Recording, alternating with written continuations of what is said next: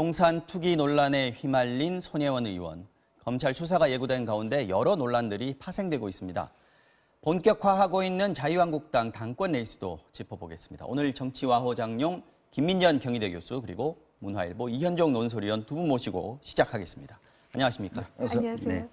자, 교수님, 결국 손혜원 의원의 목포 부동산 투기 의혹의 법적인 어떤 규명은 검찰의 손에 이제 넘어간 것 같습니다. 쟁점이 뭐가 될 거라고 보십니까? 네, 그렇습니다. 지금 시민단체들에서 지금 고발도 이루어져 있고요. 그래서 이 검찰 조사에 들어갈 텐데요. 아마 가장 중요한 것이라고 한다면 이 목포 문화거리에 등록 문화재로 지정되는 데 있어서 손혜원 의원이 권력을 행사했는가 안 했는가. 공강위원으로서 네, 압력을 행사했느냐. 그렇습니다. 그래서 이 직권 남용이 있었느냐 없었느냐 이 부분이 있을 것이고요. 네.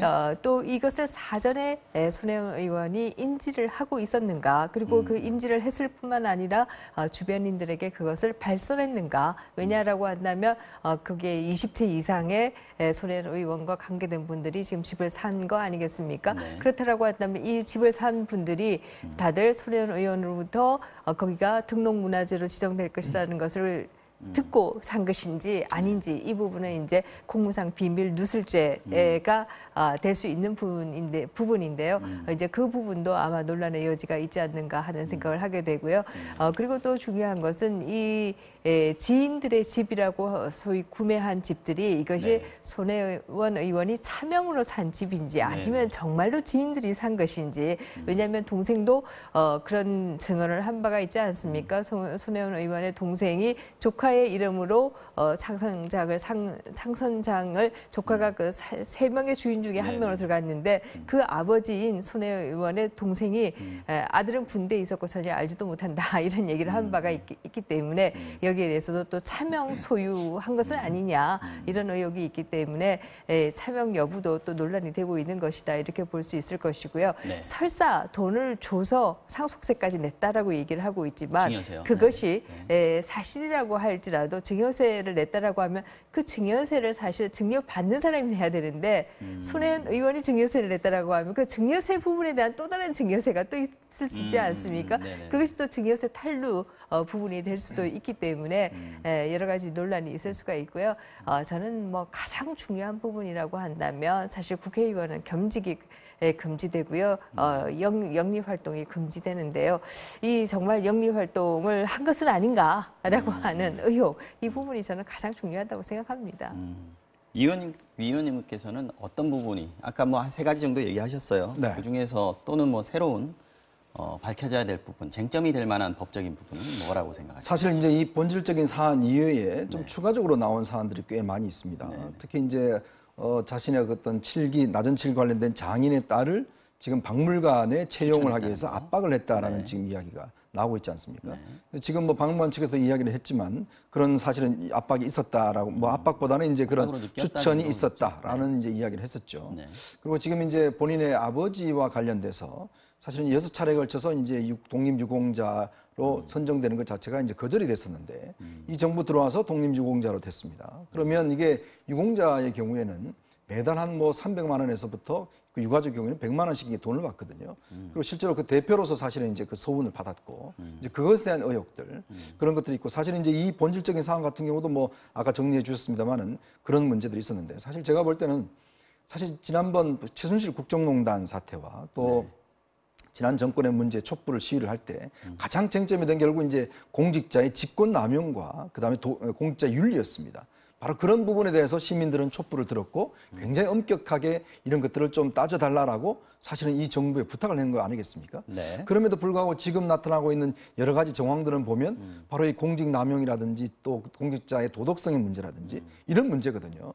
과연 그러면 이런 문제를 직접적으로 촛불을 들었던 촛불 정부라고 이야기하는 문재인 정부에서 과연 얼마만큼 엄격하게 처리하느냐. 아마 이것이 우리 국민들은 상당히 어떤 지켜보는 관점이 아닌가 싶습니다. 기사가 집중되다 보니까 말씀하신 그런 여러 격가지 의혹들도 덩달아서 지금 제기가 되고 있는 그런 양상입니다. 그래서 손 의원이 이제 탈당을 했어요. 탈당을 한 이유는 물론 당의 배경을 벗고 내가 개인으로서 떳떳하게 한번 조사를 받아보겠다 또는 진실 규명을 해보겠다 이런 의도일 텐데 탈당하고 난 뒤에 민주당에서는 좀 말들이 많이 나오고 있습니다. 물론 지금 현재로서는 지원 사격하는 옹호하는 발언들이 좀 많아지고 있긴 합니다만 네. 또 비판적인 견해도 좀 나오고 있습니다. 뭐 그렇습니다. 사실 이게 이제 이해 충돌이라는 측면들이 사실 우리 국회가 가장 중요하게 좀 거론되는 문제 아니겠습니까? 네. 이제 그런 측면에서 과연 이걸 위반했냐 안 했냐는 문제인데 제가 아까 말씀드렸듯이 집권 여당입니다. 이 여당이라면 뭔가 내부적으로 좀 엄격해야 되거든요. 우리가 어떤 선한 의지만 가지고 있었다고 해서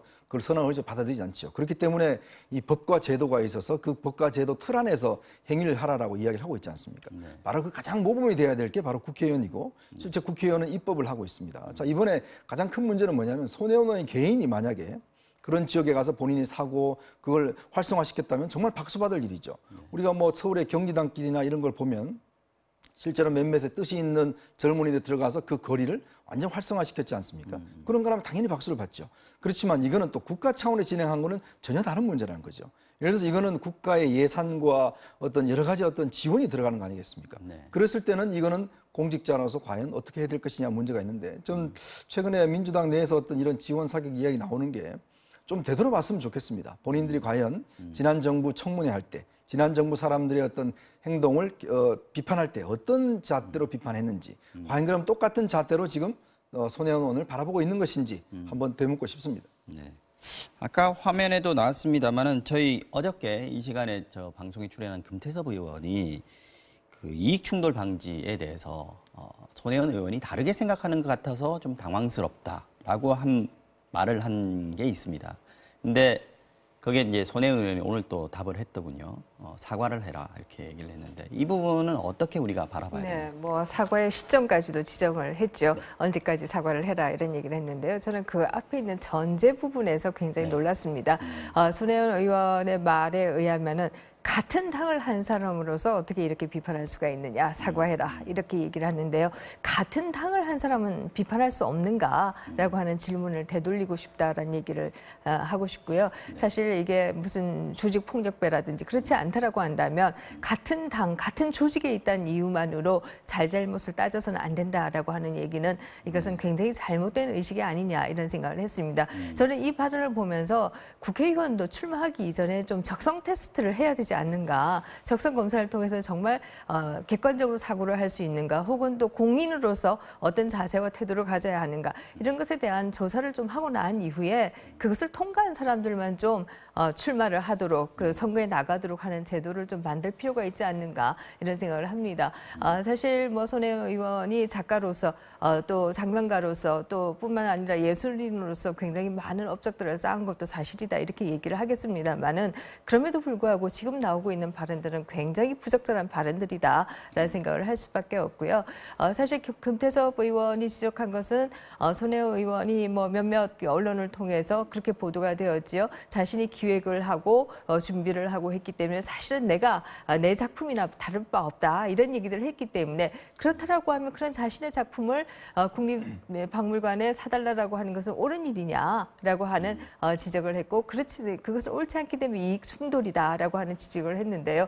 여기에 대해서 손혜원 의원은 사실 그런 얘기가 아니라 내 소유라고 얘기했다 이렇게 얘기를 하는데요. 그것이 설사 손혜원 의원의 소유라고 할지라도 뭐 상황은 마찬가지다라는 생각을 하게 됩니다. 손혜원 의원은 국립박물관에 구입하라는 발언을 했다는 자체를 부인을 하고 있으니까요. 그 부분은 상당히 얼버무리고 있고요. 내 소유다라고 얘기를 뭐 지금은 하고 있는 상황이죠. 자, 지금 특별히 지금 박지원 의원이 속한 민주평화당과의 어떤 갈등 이런 부분들이 좀 두드러지게 나타나고 있는 것 같습니다. 그래서 일각에서는 손혜원 의원 일 때문에 그 범진보의 공조에 어떤 균열이 생기는 거 아니냐 이런 얘기도 나오는데 어떻게 보세요? 사실 저는 손혜원 의원 탈당의 배경도 아마 이런 것 좀 작용을 했지 않을까 싶어요. 왜냐하면 여당 입장에서는 굉장히 곤혹스럽죠. 사실 지금 여당이 원래 중요하게 바라보는 게 이제 법안 통과들, 그다음에 이제 남북 관계에서 획기적 진전. 사실 이걸 지금 원하고 있지 않습니까? 진보 여당의 협조가 필요하죠. 그렇죠. 그렇다면 지금 원내 구조상으로 보면 사실 민주평화당의 도움이 절실합니다. 정의당도 마찬가지고. 사실 그렇지 않을 경우는 법안 통과가 굉장히 어렵죠. 사실은 어떤 면에서 보면 야당에서 가장 현 정부의 어떤 대북 정책을 지지해주는 사람이 바로 박지원 의원이었습니다. 맞습니다. 어떤 고비 때마다 본인의 지원을 해줬고 사실은 직접 또 평양에 가기도 하고 이런 모로 지원을 해줬는데 만약에 이제 박지원 의원을 이렇게 대립각을 세워버리면 사실은 이제 민주평화당 입장에서 보면 예를 들어서 지지층 내에서는 여러 가지 이야기 나올 수 있죠. 아니 그렇게 예를 들어서 여당에서 비난하는데 왜 도와주냐 이런 이야기 나올 수 있는 것이고 또 이게 지금 직접적으로 목표와 관련된 사업 아니겠습니까? 그러면 사실은 그 전체적인 호남을 기반으로 하는 민주평화당 입장에서는 좀 더 엄격한 입장을 낼 수밖에 없는 것이거든요. 오늘 아마 이제 이낙연 총리도 오늘 목포를 방문한다고 합니다만 맞습니다. 그렇지만 이게 이제 앞으로 범여권 간의 공조에 있어서 만약에 자꾸 계속될 경우에 굉장히 어려워질 수 있다. 그래서 저는 아마 여당 지도부가 손혜원의 탈당을 어떤 면에서 보면 용인해 준 것 자체도 보면 이런 어떤 좀 시각이 있지 않는가. 앞으로 그 공조 시스템을 하려면 결국 민주평화당의 도움이 필요하지 않는가. 아마 그런 측면도 좀 있는 것 같습니다. 손혜원 의원의 어떤 주장에 대한 규명은 손혜원 의원 본인이 하고 우리 당은 좀 빠져 뒤에 있겠다 이런 계산이 좀 있다는 거죠. 지금 손 의원이 박지원 의원에 대해서 낙선운동까지 하겠다. 내가 박지원 의원 떨어뜨릴 수 있는 후보가 있으면 유세차에 함께 올라타겠다 이렇게 얘기했단 말이죠. 이렇게까지 해야 되는 겁니까? 뭐 여전히 본인의 힘을 굉장히 뭐 과대평가하시는 거 아닌가 하는 생각도 사실 뭐 가지게 되는데요. 아마 지금 이것이 왜 박지원 의원에 대해서 지금 공격을 하느냐라는 질문은 저는 옳지 않다고 생각하는데요. 왜냐하면 본인의 비판이 이어지는 분에 대해서는 무차별적으로 반사 공격을 하고 있는 상황이기 때문에 그런 면이 있지 않을까 하는 생각을 합니다. 특히 박지원 의원의 경우에는 초기에는 좀 협조적인 면이 있지 않았습니까? 그러다가 이것이 이제 9채, 8채 얘기가 나오니까 아 이거 아니구나, 아 뜨거워 하면서 이것은 검찰의 수사를 받아야 된다. 투기의 아이콘 아니냐라고 이렇게 비판을 하자 배신의 아이콘 아니냐 이렇게 지금 반대적인 뭐 공격을 지금 하고 있는 이런 상황인데요. 손혜원 의원으로서는 본인이 목표에서 상당히 지지율이 높다라고 지금 생각을 하고 있는 것 같습니다. 또 일각에서 지금 한 40여 명 되는 목표 중심상가의 상인들이 또 손혜원 의원 덕분에 우리가 지금 뜨려고 하는데 이게 왜 이러냐 이런 성명도 지지 성명도 낸 바가 있기 때문에 그런 것들로 인해서 약간 좀 착각하고 있는 면이 있다 이런 생각을 하게 되고요. 지금의 상황은 본인이 얼마나 결백한지 아닌지를 조용히 지금은 조사받을 때이지 이것을 가지고 사방을 향해서 난사할 때는 아니다라는 생각을 합니다. 뭐 검찰 조사 이게 사실 바람직한 부분은 아닌 것 같아요. 국회 윤리위원회나 이런 데서 조사를 할 수도 있는 부분인데 검찰 조사로 간 부분은 조금 불행한 거 아닌가 이런 생각도 좀 해봅니다. 여기까지 하고요. 자유한국당 당권 얘기 좀 해보겠습니다. 황교안 전 총리 입당 이후에 좀 복잡해졌습니다. 구도가요. 김병준 비대위원장도 말을 하고 있고 홍준표 전 대표도 거의 뭐 나올 것 같은 그런 느낌입니다. 어떻게 보십니까? 지금 사실은 이제 황교안 전 총리가 나오면서 사실 이게 이제 범친박의 어떤 결집 효과 이게 상당히 좀 있는 것 같아요. 네. 사실은 그동안 비대위원을 띄우면서 사실은 뭐 조강특위도 하고 하면서 했던 것들이 결국 이제 자유한국당이 좀 개파 갈등으로 벗어나 보자. 더군다나 이제 친박에 대한 정책 책임을 좀 물어보자. 이런 차원에 출발했지 않습니까?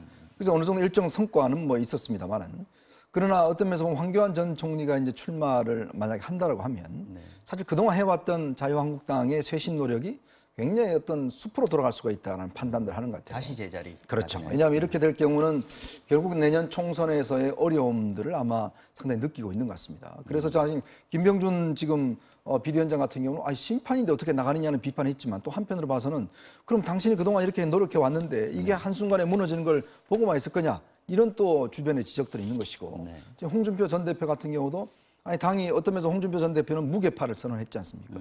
그럼 다시 당이 친박에서 주도가 된다고 하면 앞으로 홍준표 전 대표도 설 수 있는 공간이 그렇게 크지는 않거든요. 아마 그런 면에서 본다라면 이거는 뭔가 공동 대응해야 되는 거 아닌가. 아마 그런 차원에서 지금 김병준, 그다음에 이제 홍준표, 오세훈 뭐 이런 부분들이 이제 활발하게 움직이고 있는 것 같은데 문제는 이제 앞으로 황교안 전 총리가 이제 지방 순회를 시작을 했잖아요. 그만큼 아마 친박들이 어떤 위기감을 느낀다면 결집 속도가 굉장히 빠를 겁니다. 그리고 어떤 면에서 보면 현재 정부 여당에 대한 어떤 좀 적극적인 비판 활동을 좀 해야 된다. 막 그런 차원에 본다라면 의외로 결함도가 높아질 수는 있어요. 그런 면 때문에 사실은 지금 자유한국당이 지금 전당대회가 시간 얼마 남지 않았지만 2월 27일 열리지만 굉장히 판도 자체가 어떤 면에서는 좀 바람직하지 않는 방향으로 흘러가고 있는 것이 아닌가라는 생각도 듭니다. 지금 겉에서 보기에는 황교안 전 총리하고 오세훈 전 시장하고 두 사람이 좀 지지율에서는 좀 앞서 있는 상황인데 그래서 그런지 홍준표 전 대표가 두 사람 다 공격 대상으로 지금 삼고 있습니다. 황교안 전 총리 같은 경우에는 레밍 신드롬 얘기를 했었고요. 그리고 두 사람 다 아마 해당되는 얘기죠. 무임승차.